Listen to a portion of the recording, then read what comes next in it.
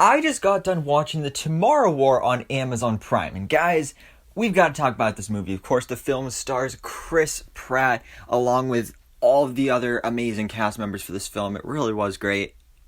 And the basic plot of it is that these soldiers from the future come to our present day timeline, reveal to us that there's this crazy war going on in the future. 30 years in the future, there's aliens attacking, there's just giant alien war, and so then they need to start a worldwide draft present day, so then all these random civilians have to go to the future to try and save the future. And it was pretty crazy. And of course, our main character, Dan, played by Chris Pratt, is one of the ones that's drafted and is sent to the future.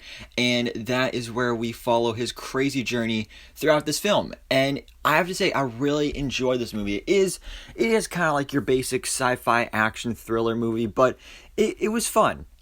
It's got those cliches that all sci-fi action movies do, but I still enjoyed it. You know, it didn't really do anything huge to reinvent this kind of idea, but I did like the whole concept of, you know, going to the future to do a war, and it was pretty cool. Plus, the designs of the aliens in this film, I think, were really awesome, because you see aliens all the time, and usually the CGI is pretty good, and the CGI was great here, but especially here, like, the designs for the alien were so unique. It's like nothing I've ever seen before, because it kind of reminded me of something I'd see in Stranger Things, but it was like these white, rashy, scaly creatures with like all these crazy tentacles and spikes. They were called the white spikes, and they were honestly really cool and like a huge threat in this film.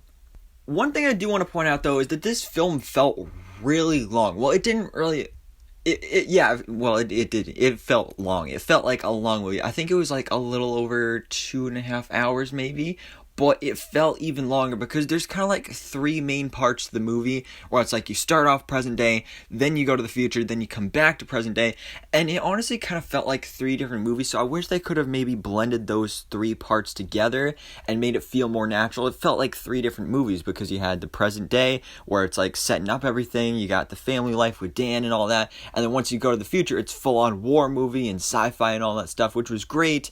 And we did get a few different plot twists and reveals here. Some of them, there was one in particular that I kind of saw coming and kind of predicted, because it's something you see all the time in time travel movies, but it still made sense with the story. I think it fit well with the characters, and I think it worked pretty well here. But then once they come back to present day, you think that, oh, the film's almost over and everything, but no, it's like they're just getting started, because then something else is revealed, and they find out how to solve the problem and save the day, and then they go off on a whole nother mission. We go some crazy places here in this film. Not only do we go to the future, we go to Russia, we go to some other places that I can't remember off the top of my head. It really was a crazy movie, and again, because it has those cliches and those things that you're used to seeing in all these sci-fi movies, it's not the greatest, but I feel like it was a fun movie. Like, it doesn't do anything to reinvent this genre, but I just had a fun time. It's kind of like a guilty pleasure. That's kind of what it reminds me of, because it's like it doesn't really feel like the kind of movie that you would call a great movie, because so many of the things you see in this film you've seen done hundreds of times before, and it's not like they do it better here. It's a good movie. I really enjoyed it. I really liked the characters that we had here. Again, the cast was amazing, and I feel like everything that went on here was really, really cool. And really my main problem was that it just felt like a long movie, and it felt kind of like three different mini movies all packed into one. It felt like a whole trilogy, if I'm being honest, kinda, but also not really. I don't know. Yeah, it's kind of confusing. But I do. Speaking of confusing, one thing I do like is their time travel logic, because you know, every time we see time travel in a movie or a series or whatever, they always have to define their official time travel rules, and I feel like they were complicated and simple at the same time, but I feel like they explained it in a good way that was easy to understand, at least the basics of it. So I think that was pretty cool, and you really felt for a lot of these characters, and there were some really tense moments, and a lot of the characters we had here didn't last too long. That was another thing that I wasn't a big fan of, is that we had some characters that were introduced, you got to know them a little bit, and then all of a sudden they'd either die or disappear, and then they come back like maybe an hour later.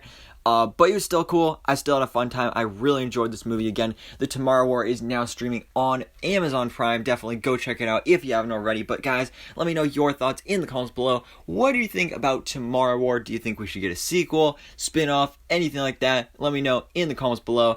But guys, thanks so much for watching. Please drop a like if you enjoyed this video and hit the subscribe button.